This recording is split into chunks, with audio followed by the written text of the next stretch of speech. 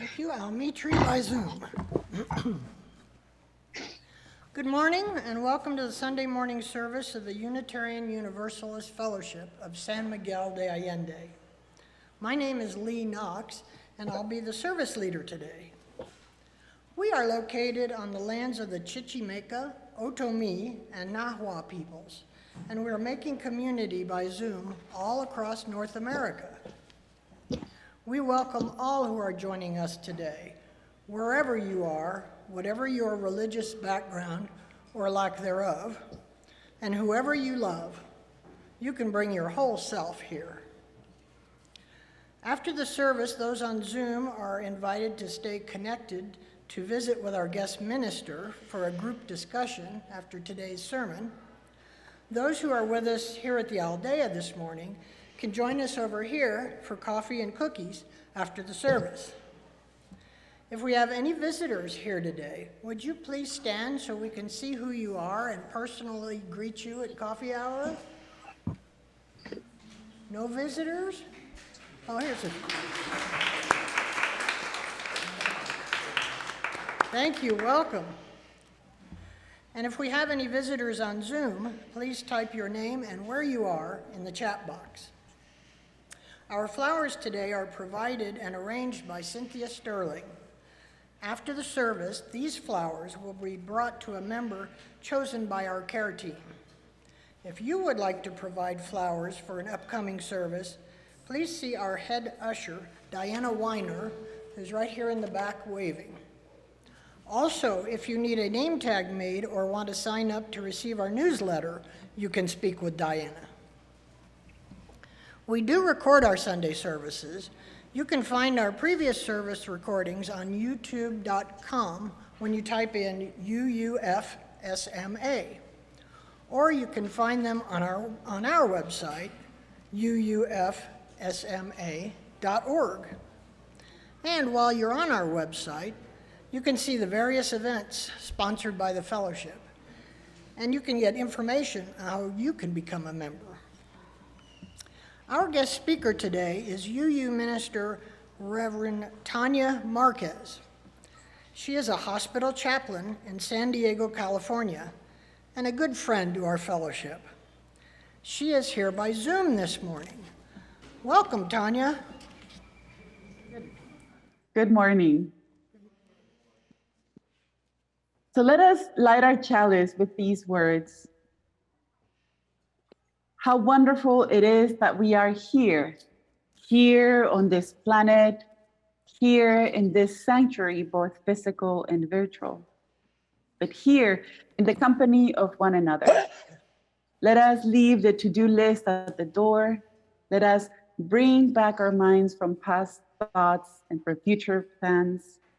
Just allow roots to grow from the softness of your body to ground you here. Receive each breath as the miracle gift of life it is. Awaken your senses. Let us worship together. Thank you, Tania. Now let's join our voices together in song. Hymn number 298, Wake Now My Senses. I invite you to stand as you are willing and able, and remain standing after the hymn for our covenant. The hymn's lyrics will appear on the screen.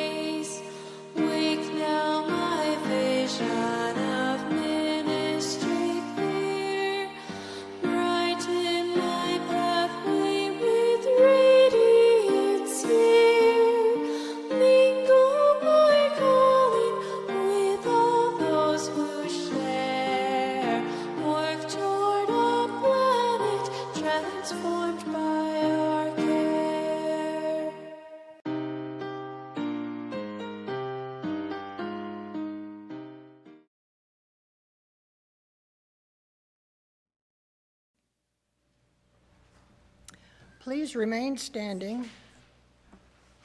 Is this mic on? Yes. Please remain standing as we join together in reciting this fellowship's unique covenant, first in English, and then with Paola Turandot leading us in Spanish. The words are on the screen.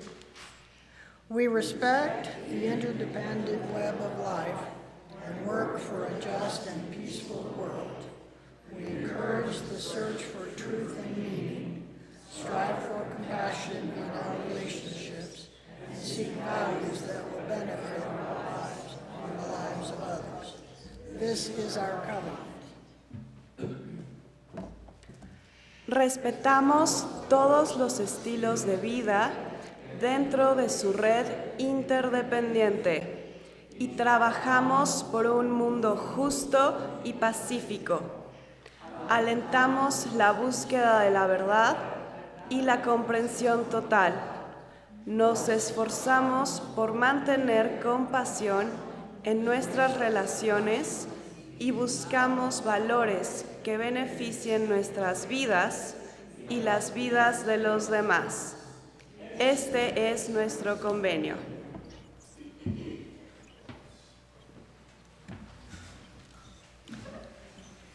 You may be seated. Our first reading today is a poem by Mark Nepo from his work, Book of Awakening. This poem is entitled Breaking Surface. I will read it in English, and then Paola will read the Spanish translation. Let no one keep you from your journey, no rabbi or priest, no mother who wants you to dig for treasures she misplaced, no father who won't let one life be enough, no lover who measures their worth by what you might give up, no voice that tells you in the night it can't be done. Let nothing dissuade you from seeing what you see, or feeling the winds that make you want to dance alone, or go where no one has yet to go. You are the only explorer, your heart the unreadable compass, your soul the shore of a promise too great to be ignored.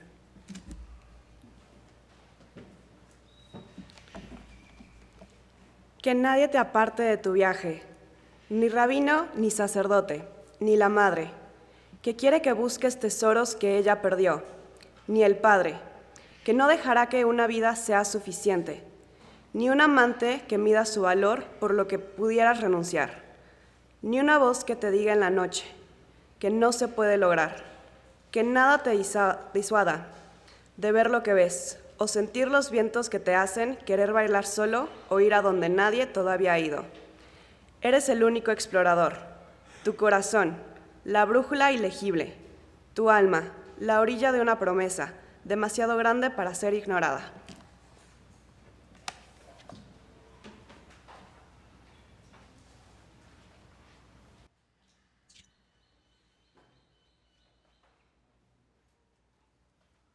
Good morning. I'm the Reverend Rosiello, minister of this fellowship. Today I'm coming to you from our lake cottage in Massachusetts, where again it is raining. I wish I could send the rain to you in San Miguel where you need it. Even though I am presently not in San Miguel, and whether you're there or not, if you need pastoral care or other assistance from a minister, I'm still available. Please email me and we can set up a time to talk. You should also know that our care team is also available to you for assistance. All the contact information for me and for them are on our fellowship website, UUFSMA.org. We now enter into a very sacred time in our service, a time when members and friends share the joys, sorrows, and concerns that they are experiencing. If you have a joy, sorrow, or concern that you'd like shared in a future service, please email it to me, and I or another person will share it in an upcoming service. If you're on Zoom and you wish to share today, you can now do so by typing your joy, sorrow, or concern into the chat column.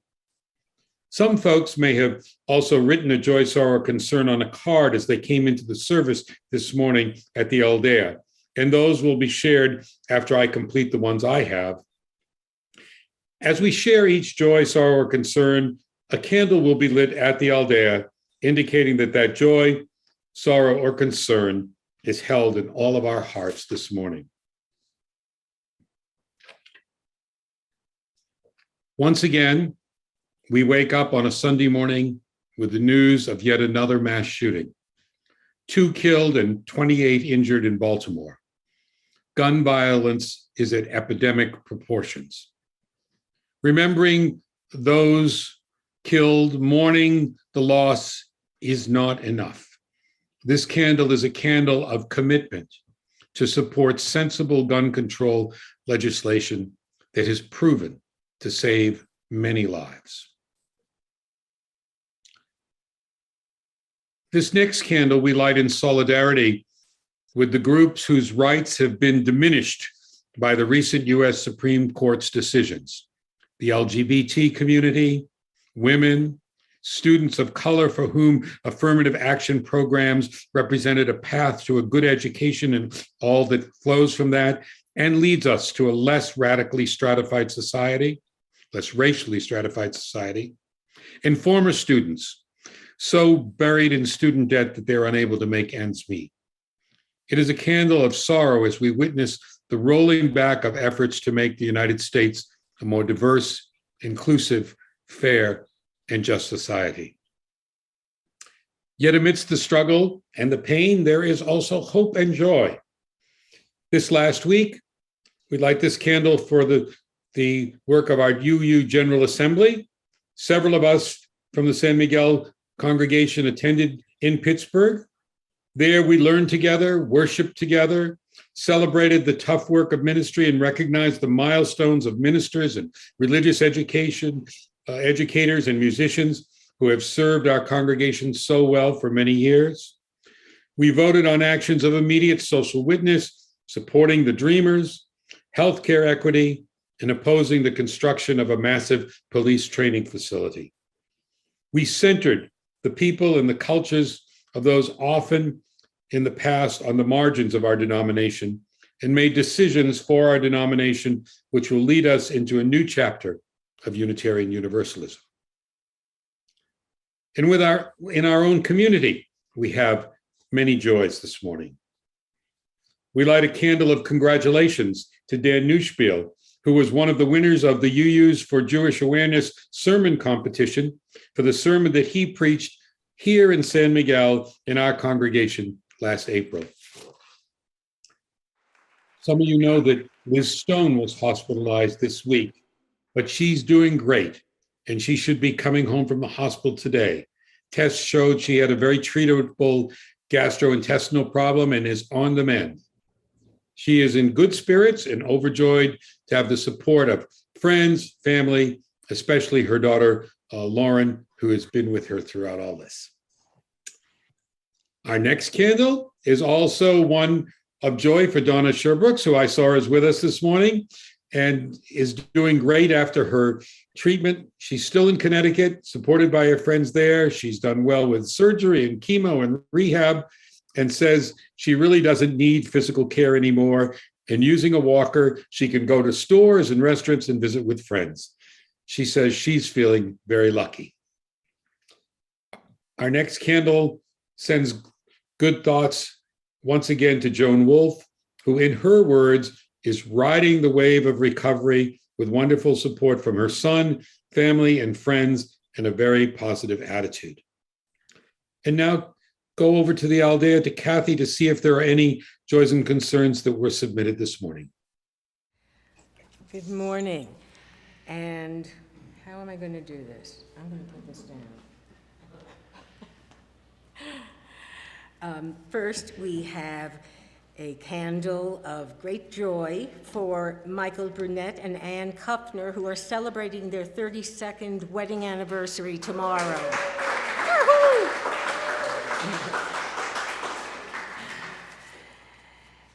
And we have a request to please send prayers and well wishes to my 96-year-old sister, Dulcie, who fell and broke her hip and had to have a partial hip replacement. She's recuperating in rehab at North Shore Hospital in Manhasset, New York. And Phyllis Vince and all of us would like to light a candle of joy at welcoming back our friend Robin Loving after too long away.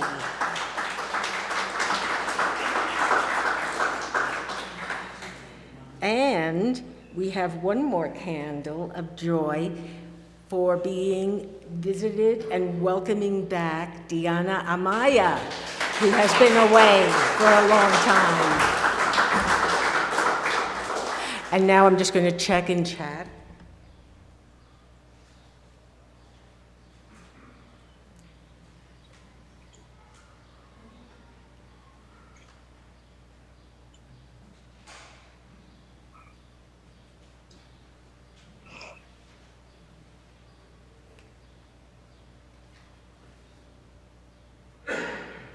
A candle for a friend, he in Mazatlan, who will have open heart surgery tomorrow.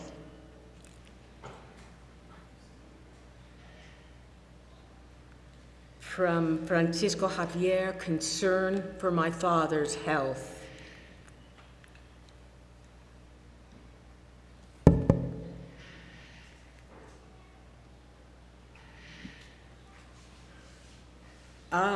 And from Bonnie McDowell and Andrea Kaufman, joy, walking and standing and no more pain meds. Wow. And one more candle from Sylvia and David Steya in memory of my colleague, Daniel Ellsberg. And from Maxine, I fell on my back and in pain. And another yay, Diana.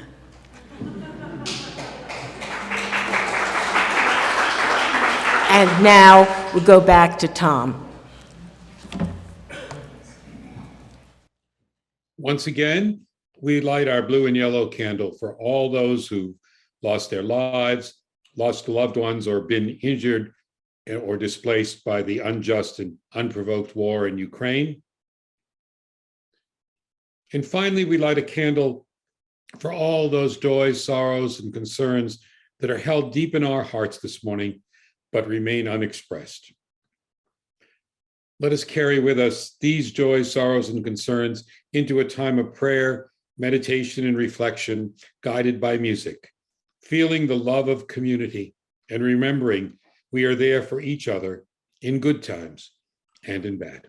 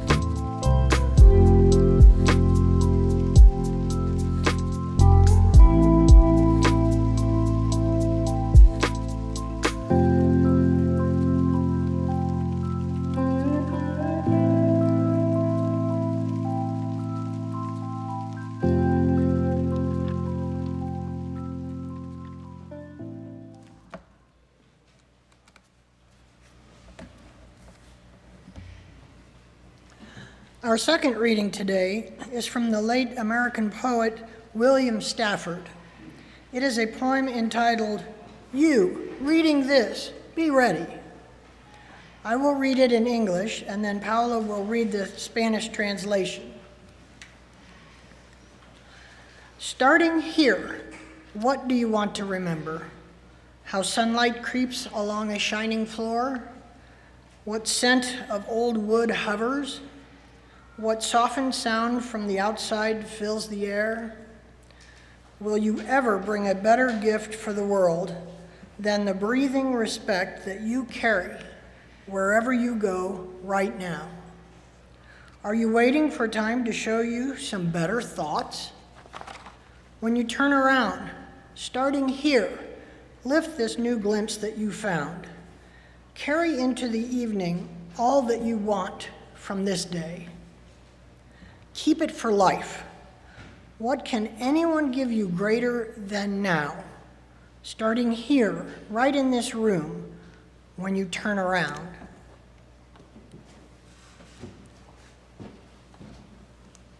Empezando aquí, ¿qué quieres recordar? ¿Cómo se desliza la luz del sol por un suelo brillante? ¿Qué olor a madera vieja se cierne? ¿Qué sonido suavizado de afuera llena el aire? ¿Alguna vez traerás un mejor regalo para el mundo que el respeto de respiración que llevas donde quiera que vas? ¿Estás esperando que el tiempo te muestre mejores pensamientos? Cuando te des la vuelta, comenzando aquí, levanta esta nueva mirada que encontraste. Lleva hasta la noche todo lo que quieras de este día. Este intervalo que pasaste leyendo o escuchando esto, guárdalo de por vida. ¿Qué puede alguien darte más grande que ahora? Comenzando aquí, justo en esta habitación, cuando te des la vuelta. And now, I'd like to turn it over to Tania. Thank you, Lee, and thank you, Paola. And thanks, everyone. I wish I could be there with you, but I'm here with you. And as usual, it's just an honor to be in your presence and worshiping with you. I've been working as a hospital chaplain for almost 2 years now. And one of the things I love about my job is the opportunity I am given to meet people truly from all walks of life. And going from room to room, I may encounter a veteran, a philosopher, a homeless person, a homemaker, someone's child, someone's parent or grandparents, and people who carry all kinds of beliefs. It is such a gift to see humans being humans in both their unique and collective ways. And as a chaplain, my goal is to accompany people as they grapple with a new diagnosis, as they recover from an illness, or as they prepare to leave the world or to say goodbye to a loved one. I don't have an agenda when I walk into a room. Instead, I allow their story, their sharing to shape the course of our time together. But often, I carry two questions with me. The first one is, I wonder how I would respond if I were going through the same thing. And two, what does this person's experience and story tell me about being human? Now, the other thing about working in a hospital is that the focus of everything is around the body. The doctors and nurses talk about patients in terms of their medical needs, their diagnosis and prognosis. And chaplains, or better said, this chaplain knows nothing about the medical needs of a patient. So my focus is then on how the challenges their bodies face are impacting their inner life, and also how their inner resources can help them cope with their physical challenges. Now, this practice of constantly navigating the relationship between the inner life of a person and their physical needs, or the physical expression of their spiritual distress, is what led me to bring this conversation to you. But also my ongoing curiosity to understand what it means to be human, and more specifically, what does this experience of being embodied in flesh and to be aware of this embodiment means. The societies we live in tend to place more value on reason, the use of the mind, than on feelings and emotions. Yet, emotions and feelings are. And until recently, there was little understanding about how our emotions and feelings also influence reason. and decision-making. Being human in its most basic understanding means being embodied in a vessel of flesh and bones, a vessel with which we experience the world in both unique and collective ways. Our bodies are constantly collecting information from our surroundings, even before we can make sense of it. In fact, by the time we are able to name an emotion, an experience, or an object, several processes have taken place inside of us. Most of my patients, most of the people I meet, struggle with their emotions and with their feelings. They struggle because they think they should be able to control what they feel and how they feel. They stress over not being the strong person they thought they were and feel guilty when they find themselves crying and vulnerable or struggling to contain their emotions. And maybe you find yourself in this position too. And while we often use feeling and emotion interchangeably, scientists distinguish between the two. And they say that emotions are raw data. They're lower level responses to stimuli, while feelings are the subjective interpretation of those responses. Emotions create automatic responses. Feelings are the interpretation the individual gives those events.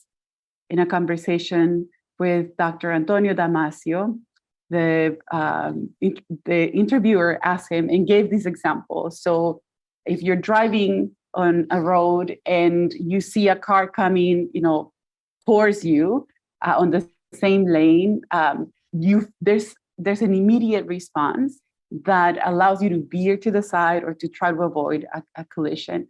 That's the emotion. Now, once you're out of that and you start processing what you experience, the feeling is, the feeling of fear, the feeling of terror, the feeling of not feeling safe.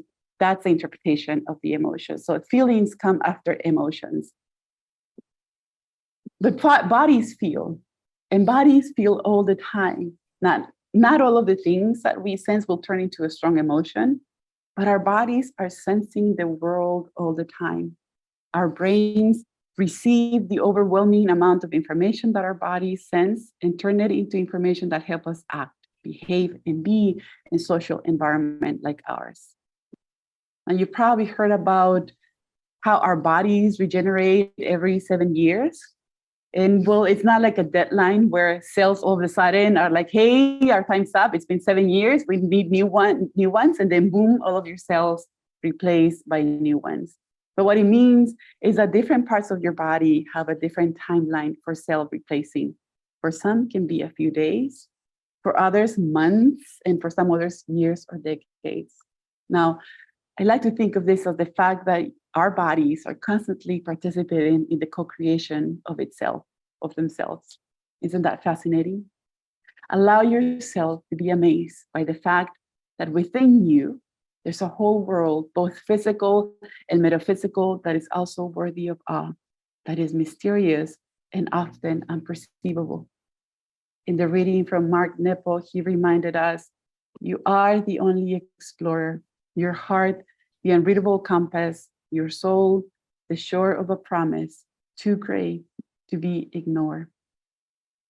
And I understand Mark Nepo's use of the word soul as that immense world within that each person carries. My doctor once sent me to get an abdominal ultrasound. And as the technician was moving around the area that my doctor indicated, she turned something on and I heard a loud whoosh sound. Caught me by surprise. And before I could ask, she said, nothing to worry, it's just blood flow. And I was like, just blood flow. And then I understood that I had rivers flowing inside of me. And then I thought about my own heartbeat and about the many other sounds inside my body that I cannot hear. It was wonderful to realize that my body was not quiet or silent, as I like to think when I meditate, Hello. when I invite people to touch the stories within. I'm not sure, Carol. The miracle was my ability to hear, Well, she was laying then down. to understand what was being said to me. And finally, the processes that took place in my brain that brought me awareness of the moment and the happenings inside and outside of me. The miracle of feeling is a miracle of being able to interpret the sensations and emotions within us. It is what we call self-awareness. In his book, The Feelings of What Happens, neuroscientist Antonio Damasio explores the connection between body, emotion, and consciousness. And he writes, after considering how consciousness may be produced within the 3 pounds of flesh we call brain, we may revere life and respect human beings more rather than less. And he also states that sometimes we use our mind not to discover facts, but to hide them. And that the body is one of those things our mind can hide best, because otherwise, he says, we would know that emotions and feelings are tangibly about the body. So I like to advocate for the knowledge of the body. And I acknowledge that pain, illness, trauma can make inhabiting our bodies a difficult task. But yet, even so, our actions are still influenced by the sensations of our bodies. Take, for instance, the moments when you walk into a room and you feel that something is off or feel a sense of peace. Or think about when you fell in love with someone and you were overtaken by all that you experience at the moment. We experience sensations and emotions and we label them. And what goes on in our bodies remains a mystery to many, if not to all of us. Recently, I came across a video that showed what happiness really looks like. And the description of the video by John Lever reads, this is what a kinesin protein might look like. Molecules of the protein myosin drag a ball of endorphins along an active filament into the inner part of the brain's parietal cortex, which produces feelings of happiness. As science continues to advance and to explore more the inner workings of our brains, especially when it relates to the emotions we experience, we are both given answers and moments of awe and are left with questions and the task of making sense of what this means for us. Now, when I think about embodied awareness, I am referring to the ability we have to know that we are experiencing something. As much as living in our heads may be our preferred way of existence, or how we learn to move through the world, our bodies, the sensations and emotions they experience are closely tied to how we interpret them and how this interpretation influences our being in the world. What our bodies sense impacts our feelings and behaviors. So let me go back to my story about meeting patients. When I ask myself, what does this person's experience tell me about being human? I am inviting myself to stop any judgment, any preconceived ideas I may have, and to instead hold space for the uniqueness of the person to show up. Because you see, I am convinced that each of us, that each person has a unique path to follow, and the direction to follow that path can only come from their own compasses if they tune in with it enough to listen to it. And while living in our heads has given us the wonderful gifts of civilization, not allowing ourselves to be in tune with how our bodies move and exist in the world would leave us with incomplete perceptions.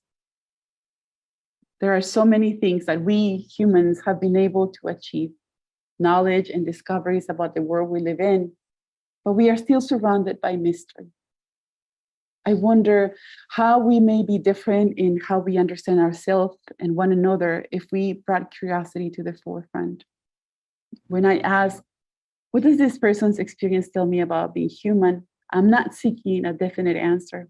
I already know I can't find it. Instead, I am inviting and stretching the boundaries of what I think being human is, but to be more inclusive and to be more expansive. Whenever I felt that I had answers or guidance to give to people, I have found out that I was giving them the answers and the guidance that had worked in my path, in my own journey, the only journey I truly know. But if I hold space and I invite questions, I have seen how beautiful the teacher within each person emerges and gives them the answers they're seeking.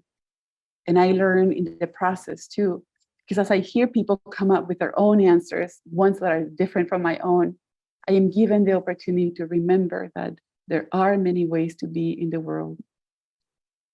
We live in a world of chaos that we strive to make sense of. We sometimes, and some of us more often than not, experience our own inner chaos, and we find ourselves in those spaces of confusion and uncertainty. We do our best to make sense of the inner chaos too. But because we are only aware of our own inner process, many of us tend to think that the others have it easy, resolved, or fixed. And yes, if you add the complex systems that we humans created and that are often oppressive, we know that the struggles of some are already more than others. But I also think that this awareness can help us relate to one another with more care and compassion. And repeating the words of Dr. Damasio, after considering how consciousness may be produced within the 3 pounds of flesh we call brain, we may revere life and respect human beings more rather than less. The condition of being human, for me, is the condition of living in a vessel of flesh with complex, mysterious processes that are not fully known to us, but that impact us on a daily basis. Being human is also the ongoing questioning and struggle to find out exactly what and who we are and to understand life. Being human is about our relationship with others and with the world. Being human is about the active and the unconscious acts that co-create the world, and about returning to the reality of being, after all, bodies that sense, that feel, and try to make sense of the world, to try to make sense of narratives, stories, knowledge, curiosity, delight, savoring, movement, building, and thinking. William Stafford reminds us, what can anyone give you greater than now?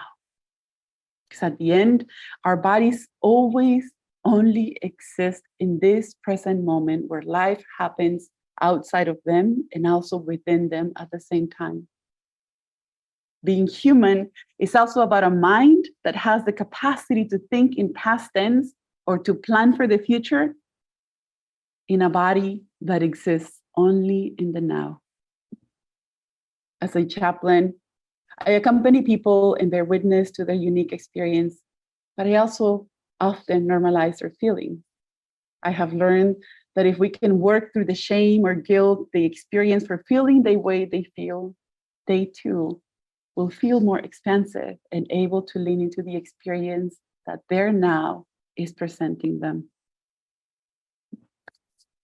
With all the unknowns that still surround our existence, I invite you to consider that being human is not just the condition of being born, of existing and knowing the world through our flesh, but our life vocation.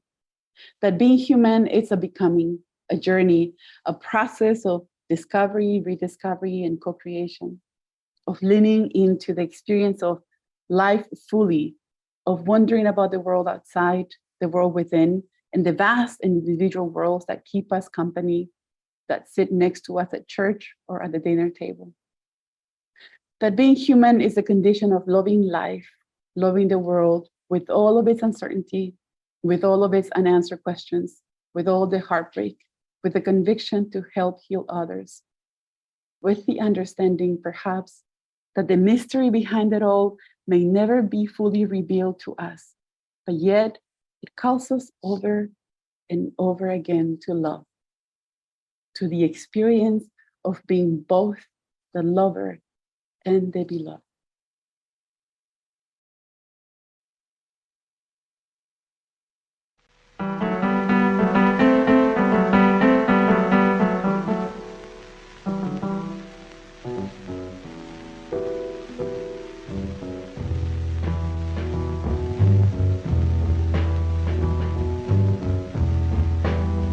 Ain't got no home, ain't got no shoes, ain't got no money, ain't got no class, ain't got no skirts, ain't got no sweaters, ain't got no perfume, ain't got no love, ain't got no faith. I ain't got no culture, ain't got got no mother, ain't got no father, ain't got no brother, ain't got no children, ain't got no aunts, ain't got no uncles, ain't got no love, ain't got no mind. I ain't got no country, ain't got no schooling, ain't got no friends, ain't got no nothing, ain't got no water, ain't got no air, ain't got no smoke, ain't got no ticket, ain't got no water, ain't got no love, ain't got no faith, ain't got no God, ain't got no wine, ain't got no money, ain't got no faith, ain't got no God, ain't got no love. And what about God? Why am I alive anyway? Yeah, what about God? Nobody can take away. I got my hair, I got my head, got my brains, got my head, got my eyes, got my nose, got my mouth. I got my sense. I got my arms, got my hands, got my fingers, got my legs, got my feet, got my toes, got my liver, got my blood. I've got life. I've got life. I've got a headache and toothache and bad times too like you. I got my hands, got my head, got my brains, got my ears, got my eyes, got my nose, got my mouth. I got my smile. I got my tongue, got my chin, got my neck, got my boobies, got my heart, got my soul, got my back. I got my sex. I got my arms, got my head, got my fingers, got my legs, got my feet, got my toes, got my liver, got my blood. I've got life. I've got my freedom. I've got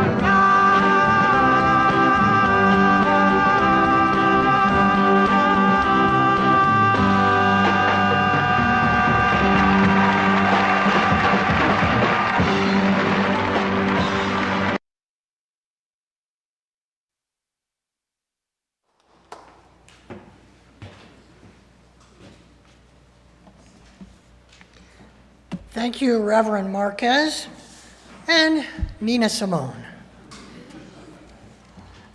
It is time now to collect our weekly offering. Though most of the work of operating our fellowship is done by volunteers and by committees, we do have some expenses. We also give financial support to local nonprofit organizations that provide assistance to underserved populations in the San Miguel area. The offering for the work of our fellowship will now be taken and gratefully received.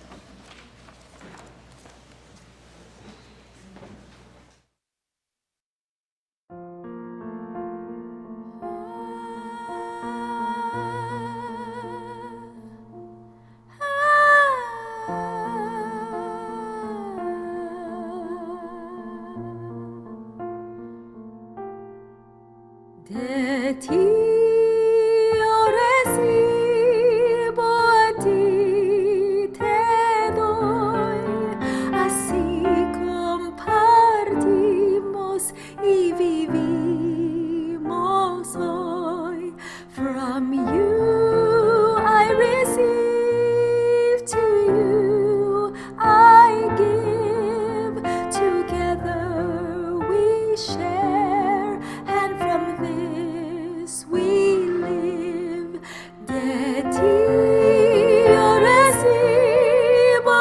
ti te doy, así compartimos y vivimos hoy. From you I receive, to you I give, together we share, and from this we live.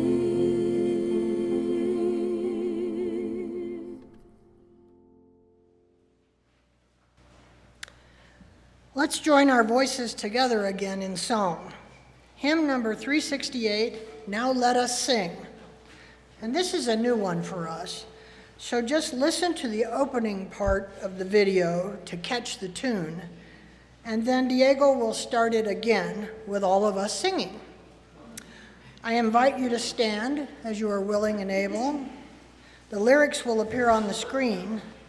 You can sing the high part or the low part, whatever you wish.